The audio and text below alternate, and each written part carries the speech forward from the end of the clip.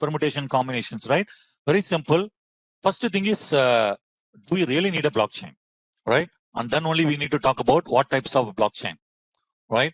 So do you need to store the state of the system? You know, when you go from the Genesis block to block 1 to block 2, by storing that the root of the Merkle as well as the hash, we are actually storing the state 1, state 2, state 3, including the timestamp and everything, right? At any point of time, we can reproduce the thing also. If you don't want to store the state, I'm interested only in the transaction, then I don't use the blockchain. Better you don't go for a blockchain if you don't want to store the into the system. Simply you can utilize some any other databases like SQL, right, or Oracle, or all those databases where you want to only store the data and retrieve the data. No problem. I put some conditions also, right? So there we can go for a, of course, right, in Oracle also now they are bringing in the storing the state. We'll talk about it later. So when you don't want to store the state, don't go for a blockchain. Next one is, yes, I want to store the state. Next question is, are there multiple writers? Are there multiple writers of the block? No, I'm the only person. I want to keep blockchain.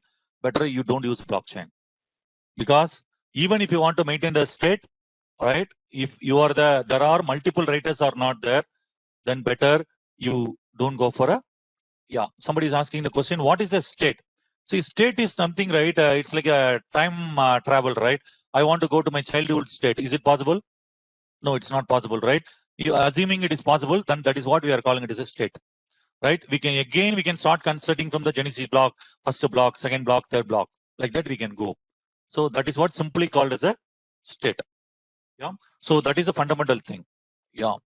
I will not differentiate state from transaction. Okay, actually, okay, that is what I tried to explain in the previous slide. So transactions is nothing but, for example, I want to give money to somebody. A party A want to give the money to B, and party B want to give something to C. It is a chain of transaction. There we are not maintaining the state. State include the time. No, now who gives the first? Right? The problem comes in the 2008 or 2009 in the financial thing, right? The crash happened because they don't want to maintain the state, right? That is what the dual spending happens. So I put the money in the bank. I don't want to maintain the state. Okay, now bank uses loan, give it to somebody. Somebody buy the loan, and they actually invested in the real estate, and the real estate people get some money and they invested in IT industry, right? It is going like a chain of transaction. Nobody wants to maintain the state. If state is being maintained, those kind of transaction might not have occurred. Hope you are able to understand, right? That is actually called as a double spending. Particularly the credit card system is the biggest problem, right? So because of the introduction of the credit card, that is also one of the reason why this the financial meltdown had happened in the 2000s. So state is different and transaction is different. Whereas in the financial industry, we maintain the transaction, but we are not maintaining the state. State means what? One money cannot be used for something else, right? So the double spending and all those things, right? That had happened. So that is what finally everything got melted down. I think professor was trying to listed down what happened in the way before this paper on the blockchain came in the year 2009 November, right? What happened in the September and all he listed down, right? That is actually the difference between a state and a transaction. Yeah. Yes. Okay. You can simply call the transaction with the timestamp is a simple state. Yes, you are right. But there are a lot of additions. There are a lot of things are also added to it. Yeah.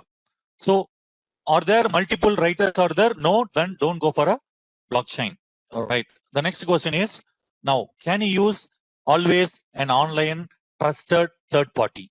Right. Again, the best example quoted by professor also, the bank is a trusted third party, right? Even though the money is getting transacted from say party A to party B, we do it through the banks because we believe the banks, and there is a recording, there is a trust in the bank, and they also record it.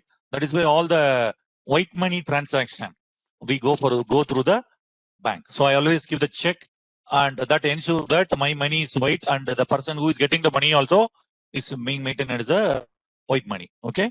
So if there is a online trusted third party is possible, you want it to be there, trusted third party, then don't use the blockchain, right? So right, this is also another problem of implementation of the blockchain in the banking industry. I'm sure that application of the blockchain and the limitation of blockchain, right? They'll be talking about it. So banks actually wanted to be always the center point of attraction for any money transaction, right? So of course, the introduction of the cryptocurrency has nothing to do with the banking or regulations, but still they are not allowing, right? They will not accept some other currency in the name of the fiat currency, or they want to put some rules, right, etc. So if you have a trusted third party, then don't use the blockchain. So we already discuss about what is a trusted third party is all about. Now you see here, are all writers known? Or all writers are known? Meaning I know who is going to write it. Yes, I know the person A, I know person B, I know person C, right? Or all writers are trusted, then don't use the blockchain. It's as simple as that, right? I have 10 friends of mine. I give the money, I take the money. I'm completely having a trust on them. Then don't go for a blockchain, because writers are completely, see, in the previous case, I trusted the party. Now here, I trust I have a few writers. I know who they are. That is known. And I also trust them because they're all my friends. So will you maintain a ledger for your friends? How much money you gave it and all? Of course, in the large transaction we used to do. That's a different thing. But normally, as far as a friend is concerned, as far as a trust is there is no need for you to maintain it. So don't go for a blockchain. So this is a fundamental. Now, when you use the blockchain, really, or all writers are not known, after all this thing, then you go for a permissionless blockchain. We already discussed the first type is a permissionless blockchain, the Bitcoin, right? There you can go for it.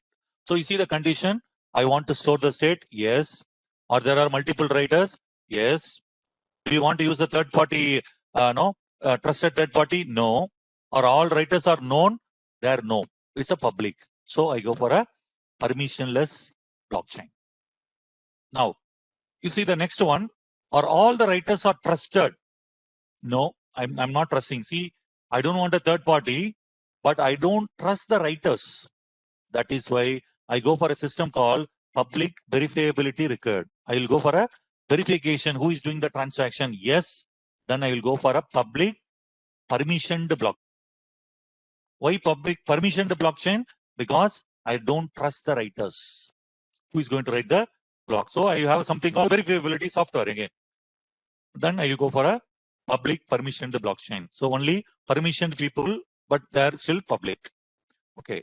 Now, the next type is public verifiability required. The answer is no. Then straight away go for a private permissioned blockchain. Right? In the private permission blockchain, public verifiability is not required. Writers are also not trusted. But one thing is an advantage here. I know who is the writer. Listen here. I know who is the writer. First, see the first arrow. Are all the writers are known? Yes. Right? Are all the writers are trusted? I don't trust it. But however, I also don't want to have a verifiability. Since all the writers are known, I go for a private permissioned blockchain.